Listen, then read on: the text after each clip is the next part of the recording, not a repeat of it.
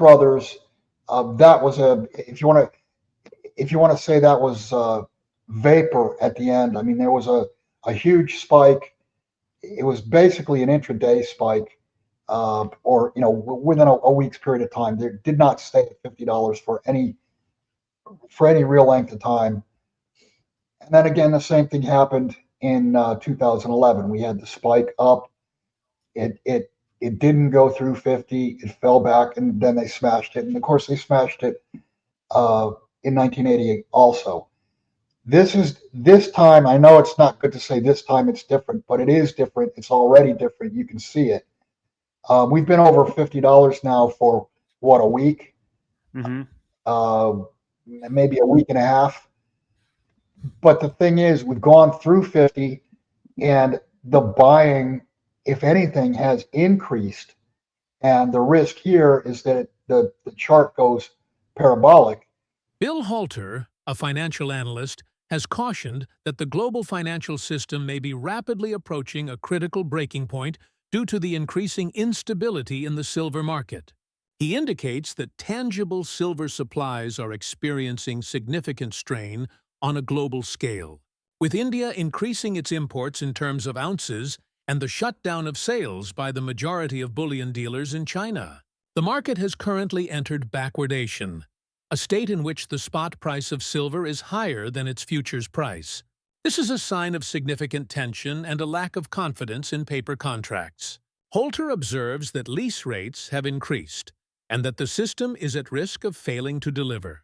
This development has the potential to cause a loss of confidence not only in silver, but also in the broader financial system. Holter is of the opinion that the recent increase in the price of silver above $50 per ounce represents a significant turning point. In contrast to the swift reversal of previous price spikes in 1980 and 2011, this rally has maintained momentum amid robust, tangible demand. A growing skepticism toward paper-based trading is evident in the number of merchants who are opting to stand for delivery on the Comex exchange, as opposed to settling in cash. He characterizes the situation as a bank run into gold and silver, observing that refiners in London are experiencing difficulty fulfilling their delivery obligations.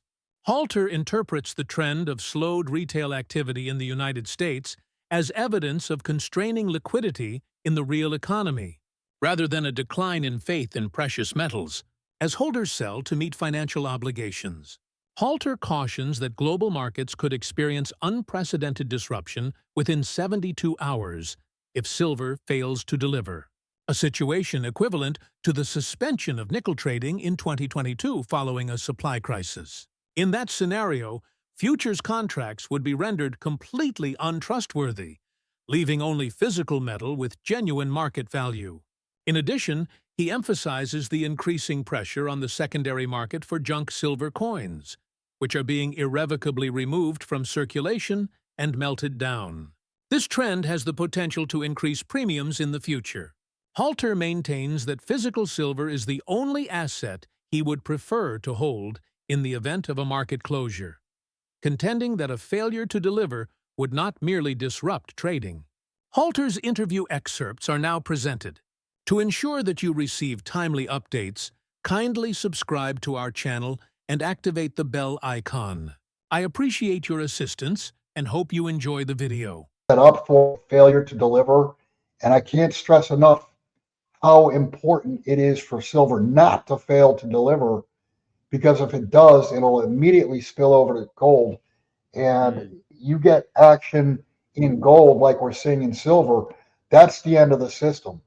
And I say the end of the system because confidence will entirely break, and the fractional reserve / fiat system runs 100% on confidence.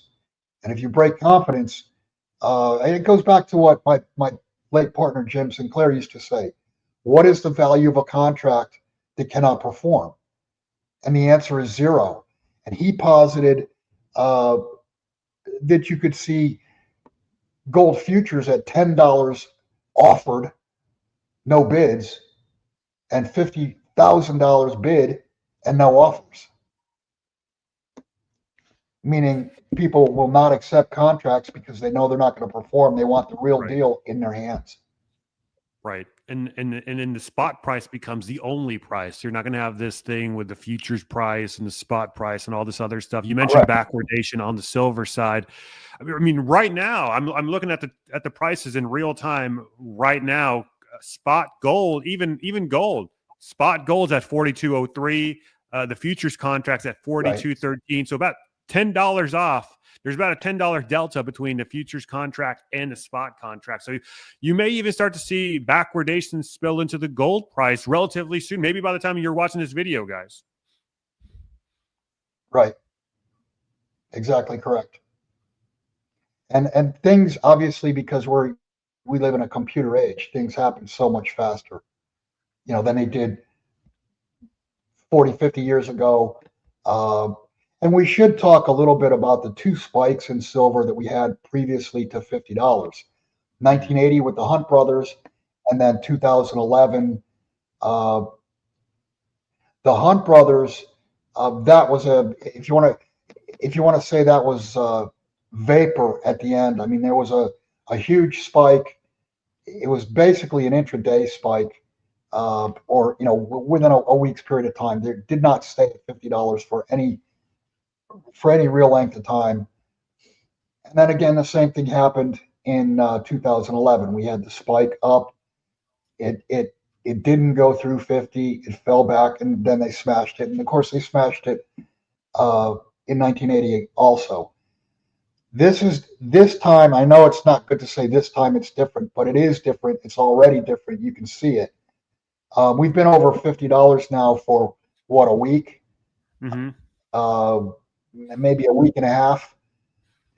But the thing is, we've gone through 50, and the buying, if anything, has increased. And the risk here is that the chart goes parabolic.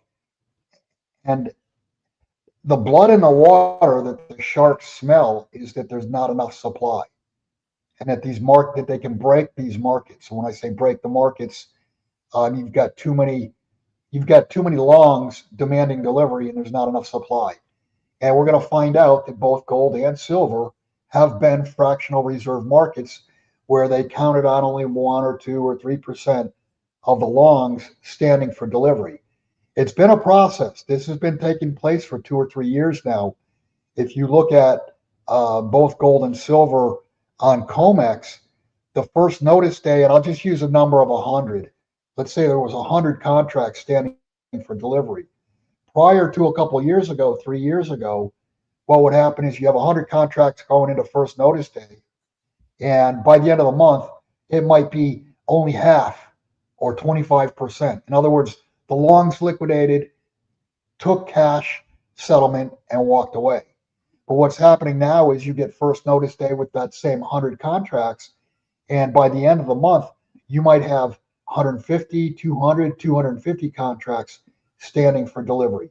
So no longer can you count on first notice day being a big number, and that's going to shrink from there. What's happening is buyers are set up, they're buying that month contract and saying, I want delivery. So they're piling up now. They're forming a line, if you will. Wow. It's a bank run into gold and silver, and that's what's going on with Comex. The recent volatility in China's silver market has heightened concern in global financial circles, as reports suggest that the majority of bullion dealers have suspended sales due to severe shortages. One dealer, according to market sources, continues to offer physical silver at an astonishing $128 per ounce, a price that emphasizes the extent of the global supply shortage. The widely disseminated but unverified figure implies that the tangible demand is surpassing the available inventory, resulting in a growing disparity between the prices of paper and physical goods. Bill Holter observes that China could potentially establish the global silver price if it continues to maintain such high premiums. Traders would likely capitalize on arbitrage opportunities by acquiring silver from Western exchanges, such as the LBMA or Comex at reduced rates, and reselling it in the higher-priced Chinese market. He explained that this process would inevitably lead to a new equilibrium in international prices, potentially removing price discovery from the West and placing it under China's control. Holter cautions that this prospective realignment in precious metals could result in broader systemic consequences, similar to those observed during the 2008 financial crisis. The potential consequences of a significant increase in the value of gold or silver by China or any other major market could be catastrophic for paper-based financial structures that depend on derivative exposure and leverage. This action would reveal the vulnerability of Western institutions, which are still undercapitalized and overextended. Holter observes that central banks, such as the ECB, Bank of Japan, and Federal Reserve, are currently experiencing substantial losses on their bond holdings, which has resulted in negative equity and a restricted ability to stabilize markets. In his opinion, the current state of the global financial system may not be conducive to the survival of another liquidity crisis of the magnitude of 2008. Consequently, physical precious metals are among the last assets that can maintain their value when confidence in the system begins to erode. And even in the retail space, I've seen this footage of lines being formed outside of Australian bullion dealerships, and you mentioned the shortages in China, but here in America, it's still another sunny day in America. How long until this kind of finds its way here?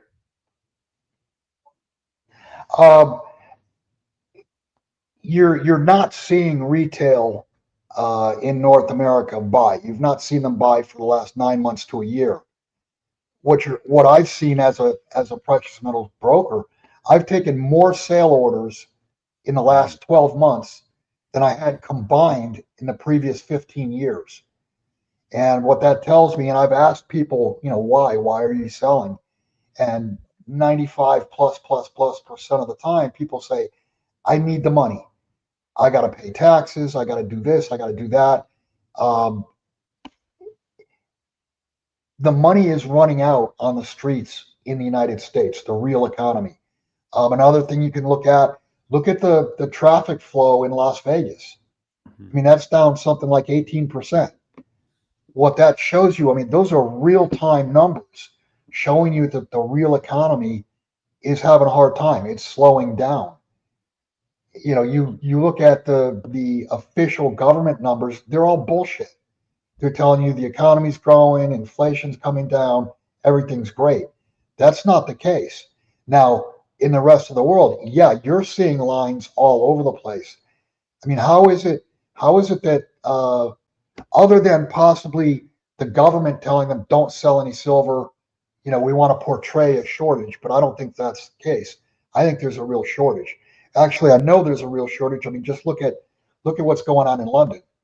They're scrambling to be able to make deliveries. And it's just so important that people understand that if silver fails to deliver within 72 hours, you're not going to see markets open. Markets across the globe will not be able to open, in my opinion, within 72 hours. That's what I was going to ask. Oh, I mean, wouldn't they just shut down the markets like they did with they did something similar to that with the nickel futures market back in 2022. Nickel spiked like tens of percents within a single day. I mean, I expect over 100% within 150%. But they canceled, and they canceled all those orders. Mm-hmm. I mean, I think there's still lawsuits going on about that. But basically, what they did was they pulled the plug on that market, and they said all the days trading didn't count; they weren't trades. And that the way they did that was they didn't have to pull their pants down and say, "Look, we can't deliver this." Yeah. So then, if you're stacking silver, isn't that a concern to have? Is the possibility that they just close the markets down, and then there's no set price on your silver, or the last set price is the only price? I think that's not really the right way to look at it. It shouldn't be concerning if you're sitting on silver and markets close. I can't think of another asset that I want to have in my hands other than a loaded gun and food. I cannot think of any monetary asset that I would want in my hands other than silver if markets close. And I'm not dissing gold. Gold is for, that's your store of wealth, but you're not going to trade in gold. I mean, you're going to have a hard time with silver eagles or 1 ounce bars or 1 ounce rounds, silver rounds. You're going to have a problem getting change back. I mean, if you deal with a farmer and let's say you want 2 dozen eggs, how are you can't get change back, but a silver dime will do it. Yeah. So why is I do want to talk about that. Go ahead. Let me just mention this because I've got a bunch of emails in the last 3 or 4 days. The wholesalers have really pulled their bids back on junk silver. Junk silver now, if you're going to sell it, you're looking at $2.50 or $3 below spot. The only silver above spot in North America are silver eagles. I think they're about like $1 over spot. But people are concerned that, oh my gosh, I'm not going to be able to sell my silver. Well, understand that when all this silver that's been sold, all this junk silver, that's been melted down. And of course, they've not made any silver dimes or quarters since 1964. So there is no more supply, and the supply that has existed, any of that that's being sold, if you're selling it at $2 or $3 under spot, I guarantee you your wholesaler is sending that to a refinery and just picking up the 3, 4, 5% VIG and putting that in their pocket. Understand that can't go on forever. And also, there are refiners now saying they're not accepting any more silver because they've been inundated, and it's a physical process. It's not like pressing a computer key and boom, it's done. They actually have to refine it out. They've got to refine the 10% copper out if they want to get it to 99.99 pure. Yeah. So while right now it feels a little bit, maybe did I make a mistake buying junk silver? No. If you wait a month, 2 months, 3 months, and this is assuming the system continues and does not collapse, in the future, in my opinion, junk silver is going to end up holding the highest premium of any form of silver in North America because the supply is being wiped out whenever anybody sells it. It's being destroyed. It's being melted down. Wow. So that's a good tip and insight. So I want to take it back to a potential market shutdown. Why would a failure to deliver in a metal like silver create a widespread effect of shutting down the entirety of the markets? Why would the stock market shut down and all these other markets shut down? If there's Right. Well, first off, that will bleed over to gold, and gold will also fail to deliver. Understand that gold and silver have been suppressed. The prices have been suppressed literally for 50 years, since 1976 when they started with futures and options on metals. Understand that gold has been suppressed because it is the direct competitor. The financial system may experience a cascading collapse of confidence if the silver supply continues to tighten. The limits of paper trading would be exposed by a physical shortage, resulting in a widening disparity between real and quoted prices as futures markets lose credibility.